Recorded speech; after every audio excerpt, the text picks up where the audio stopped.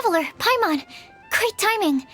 We got a lot of letters in the mailbox, and I just finished sorting them into 4 groups. Nice work!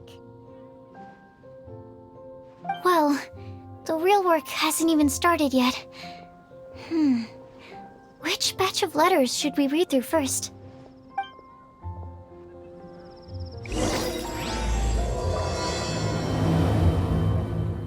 Let me quickly summarize what we found out about a flower that is not of this world. Tighnari believes that on closer examination it might be logically paradoxal, while Albedo says that his answer would be better discussed at length in person. As for my answer, I think a clock in the shape of a flower would constitute one that is not of this world. Here's what we've gathered regarding a guide who will never get lost. Mona said that she'd like to join us in uncovering the secret behind the prophecy, while Bennett suggests Fischl, Mona, or the Traveler as potential candidates. Mika didn't submit much, but he did draw a vegetation map for Master Tighnari and wrote up a dragon spotting calendar for Cyno. Amber also wrote in. She said that she sees herself as nobody's guide, but everybody's friend.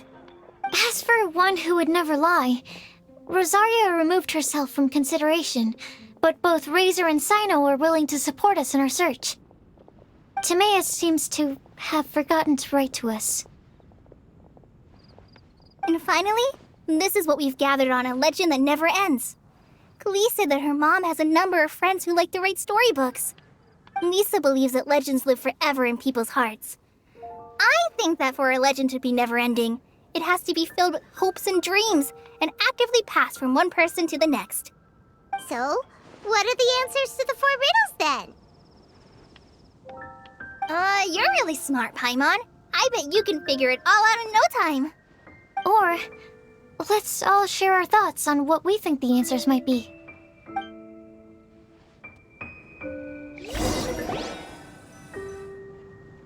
Wait! Wait for me! Oh, Timaeus! What brings you here? I'm sorry, I really am. The time just got away from me and I didn't get around to writing that letter. However, I'm happy to announce that I think I can be the one who would never lie. Huh? This is kinda sudden. Not that we don't trust you, Timaeus, but, could you elaborate a little after you catch your breath? Of course, of course. Do you still remember the time I, collaborated with a certain Miss Ying-ar? Well, basically, she helped me out a lot with my research into potion making once, and, well, we've stayed in touch through letters ever since. Wait! So Ying-ar is the girl from Liyue that Sucrose mentioned earlier? We always assumed you were hard at work every time we saw you at the crafting bench. So you've just been writing letters to Ying-ar the whole time? No, I mean, not all the time. I've done some work too. And anyway, our correspondence covers a lot of serious topics, like perfumes, potions, alchemy. Anyway, a few months ago, I made a vow to the heavens that I will be true to myself and never utter an insincere word until the day that I've managed to win Miss Ying-ar's heart. So, at Star Snatch Cliff, you were picking Cecilia's as a gift for Ying-ar? Well, that's right. The Cecilia flower is said to represent a once wayward heart transformed by the power of love. I couldn't think of a better flower to give than that. I know full well that Miss Ying-ar is far more knowledgeable than I in both the ways of the world and the ways of our craft, but I thought I should make the effort for once and put myself out there. Which brings me to the subject of the last few days and the Windblume Festival. I thought it was time for me to invite Miss Ying-ar to Mondstadt. But yesterday, Albedo told me that Sucrose has been working hard to help another girl achieve her dream. Huh? And when I went to take a look at our roster, I saw that she'd done my remaining work for me. I feel incredibly guilty. I've been spending all of my time in my own fantasy world while everyone else has been bending over backwards to help other people. How could I ever hope to be worthy of Miss Ying-R's love if I'm so selfish? Oh, Timaeus. And that's why I've decided to join you. But then what about Ying-R? Yeah. Haven't you been planning this for over a month now? You said you were gonna invite her to Mondstadt. Well, yes, I did mention in my letters that I'd like her to visit, which is why I just sent her another gift with my hand-picked Windblumes, along with a handwritten letter. I explained that a matter of great importance has presented itself to which I must devote my full attention for the time being. As soon as it's resolved, I'll make haste to Liyue to pick her up in person. I made sure to package the gift and letter with the greatest care. All I can do now is hope that she'll understand. Point being, please know that I sincerely want to support you in this endeavor. Plus, I think I'm an honest person. As far as I recall, I don't think I've told a single lie in my life. Well, you certainly convinced Paimon with that speech. Don't worry, Timaeus. We won't let your determination go to waste. Thank you, Timaeus. Ah, thank you, everyone. I promise to do everything I can to help. Okay, so it looks like we found our one who would never lie. Great! Let's keep it up. On to the other three.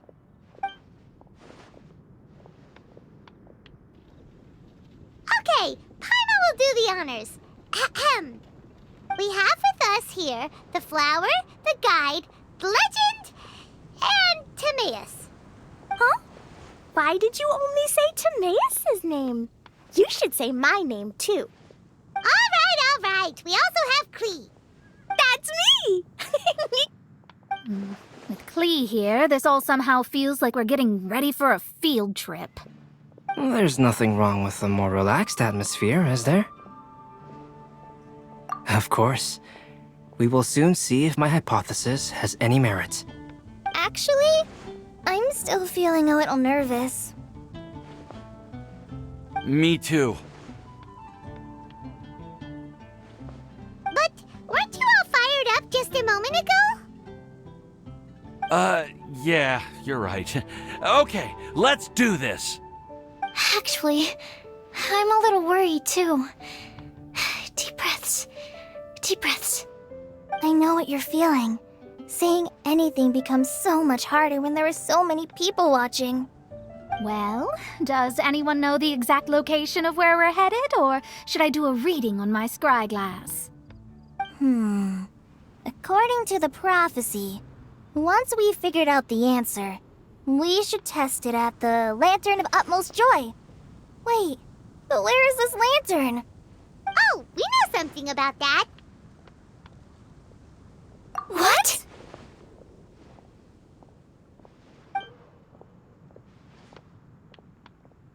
Wow, that's amazing.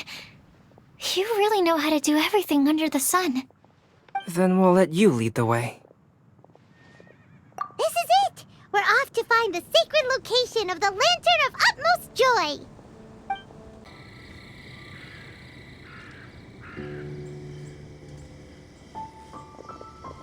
Aww, I don't see any lanterns here.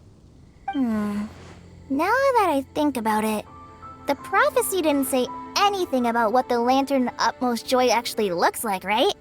Maybe we've overlooked something? Traveler, are you trying to figure out something else from the paper?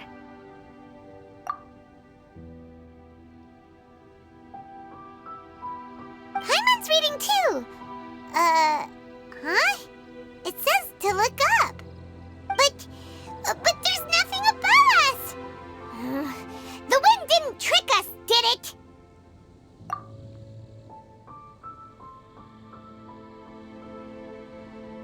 Place the squirrel on the back of the pointy-eared cat, and a pious puppy will open the doors to show you the way. Huh. Paimon read the whole thing out loud, but nothing's happening. Look! The wind is blowing! What a strong wind current. Let's ride it up and see where it leads us. Huh? We'll have to fly up there? Can someone carry me with them? Here.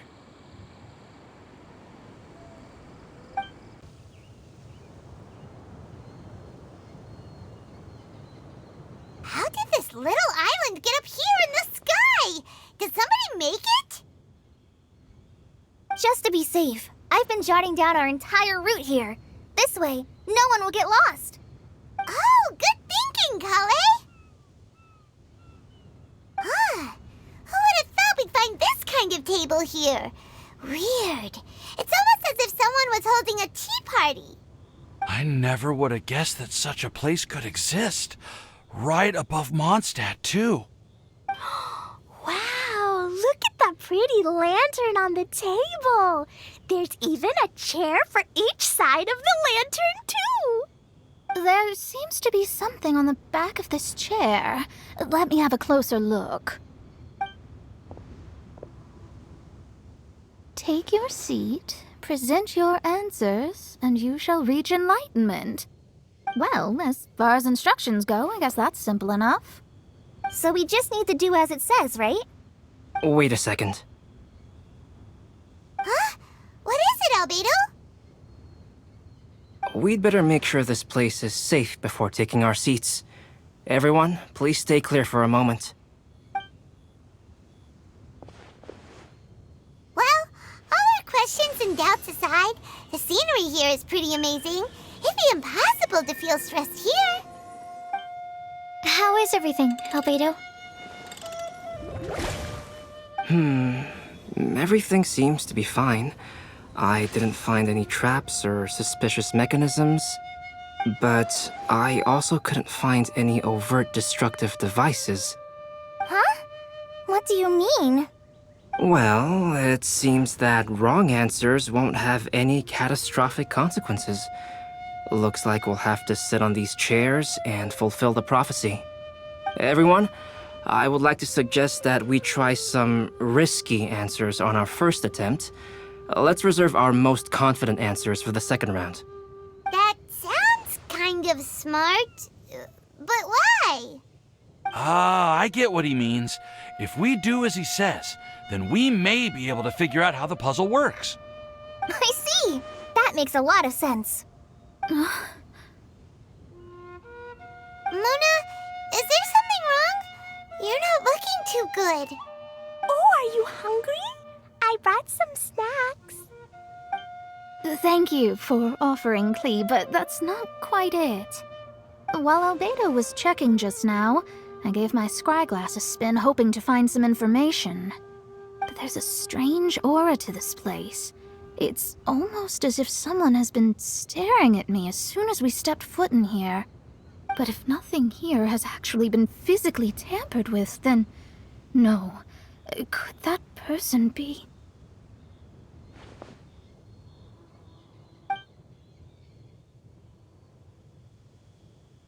What do you mean, Mona? Who could it be? Never mind. It's not like I've got any proof. Don't leave us on the edge like this, Mona. I'll just do what Albedo said. Yes, let's test the hypothesis together, Klee. Come on, join us, Mona. Oh, all right. Okay, then I'll answer the first question. If someone were to ask me to find a flower that is not of this world, You can do it, Sucrose.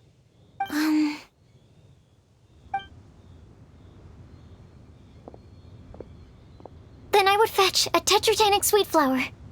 All right, I'm up next. My part of the prophecy is to find a guide who will never get lost. Kale, I hope you found your answer. My answer is that I will be that guide. For a long time, I have been guided by others. It's taken me a while, but I finally made it to where I am today. Although I still haven't made a name for myself, and I'm still quite immature, I would still like to put my name forward. Because I would like to become a guide that can help others. I want to help others the same way Amber, Master Tainari, Sino, and everyone else helped me. Now it's my turn to pass on the gift that I've been given. All right, it's up to me to answer the third part. I'll submit myself as one who would never lie. Although I've never really had any other virtues or talents, I'm confident that I've always been an honest person. I'd like to thank everyone, too, for giving me this opportunity to validate myself. And last but not least, I will answer the final part of the prophecy. There's no tale more befitting the title of a legend that never ends than our fates as human beings. Wait, the lantern just lit up! Whoa! All 4 sides of the lantern are glowing! Huh? But... Kale, could I ask you to stand up for a second? Oh, alright.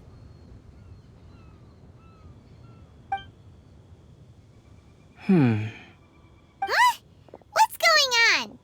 Why is it lighting up regardless of who's sitting in the chair? Didn't it say we have to answer all the questions correctly?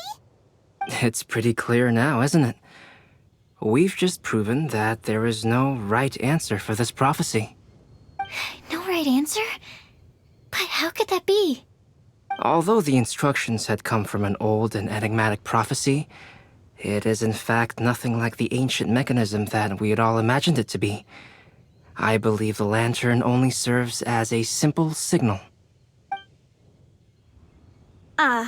And to think, I never expected you to actually find this place. What? There's someone else here? We meet again, traveler. Hey! You're that Outlander we met the other day at Good Hunter! It's all thanks to you that I was able to find this place. Good thing that you were too preoccupied with the prophecy to notice someone tailing you from the shadows. Oh, is that so? Then, why do I spy yet another person following in your shadow? Wait, really? There's no need for pleasantries. You should know I'm here for you. Is it just because I'm a visitor from abroad? I was there when you snuck your way into Marjorie's place. So you had your eyes on me even then, huh? That was 2 whole weeks ago, you know. It's hard not to notice you when I'm on duty every day. All right. In that case, I'll admit it. I was the person who slipped this prophecy into the storybook. Huh? But why? Then, does that mean this wasn't a real prophecy after all? Don't worry. Even though you probably have plenty of reservations about me, you can be sure that the prophecy is genuine. In fact, many of you here today may have heard the code name of the one who left the prophecy to me. She hailed from an ancient assembly of powerful women, each of whom used a single letter to signify themselves. Who would have guessed? It seems that power was indeed left behind by the old hag after all. Ah, so you're B's student. It's an honor to meet you. I am Scarlet, the successor of Jay. Well, what are you talking about? It's a long story, but I'm not quite sure that I'm the best person to tell it. Since you've all spent so much time and energy trying to decipher this prophecy, you must also be very interested in the secret behind this lantern, no? The lantern has already been lit.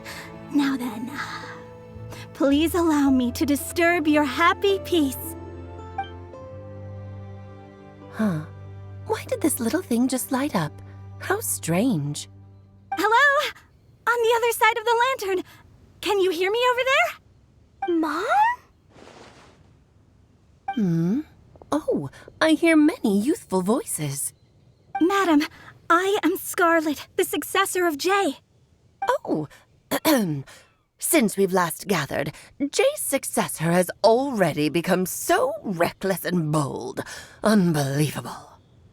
Wait. Why are you talking just like the old hag? Old hag? Who would dare say that? Is that Mona? Who are you? Who dares imitate my master? And what of imitation and mimicry? It has always been a fool's errand to mimic and learn from humanity. Oh, it's Alice. I'm here too. Mom, why are you trying to talk like other people? So I see everyone's here. Well then, my warmest greetings, everyone. Miss Alice, why would you... Well, it's been many years since this lantern last lit up. You can't blame me for thinking that one of the old friends from my youth may have decided to catch up again. Why she sounds so coy all of a sudden? And if I recall correctly, we left this lantern in the care of the Animo Archon Barbados. You must be commended for uncovering an artifact entrusted to the god of wind himself. Tell me, are you sitting around my beloved tea party table? It's a really long table. Oh, so you are. I suppose this means even the Animo Archon has granted you entry to this place. Was all of this Scarlet's doing? Wait. Paimon's completely lost now. So what was this assembly you were talking about earlier? Oh, Miss Alice, would it be all right to leave the explanation of that to you? Well, you should be rewarded for making it all the way up here and activating the lantern. Now then, let me tell you a long and ancient story. Ever heard of the Hexenzirkel? As the spooky name suggests, it's a secret society. Once upon a time, it even challenged the Animo Archon himself. But he replied, "Let us make music, not war, and resolve our conflicts through song." From then on, the mages would only ever convene in the woods, in the skies, or on the edges of cliffs. At these tea parties, they discussed their stories and secrets and resolved their differences, as the tea and cakes bore witness to their pledge never to fight amongst themselves. Yesterday I snuffed out the life of my beloved. He had grown old and was extremely sick. He loved me dearly, so I took his fate in my hands and ended his pain. I'm raising a son. Of all the children I had, he's the only one left. But I suppose that still makes me a mother. My lifespan is nothing compared to yours, so I wish to leave you with my storybook. Actually, maybe you can pass it on to your children one day. Oh, this looks interesting. Let me scry. My dear sisters, we mustn't let prophecies threaten our bonds of friendship. Even the most frightening witch was once a little girl, and growing up can be so tough. Sometimes we all need to vent our troubles to the wind. Even if the nations go to war, or the sky falls down, the mages' tea parties shall forever be held around this table.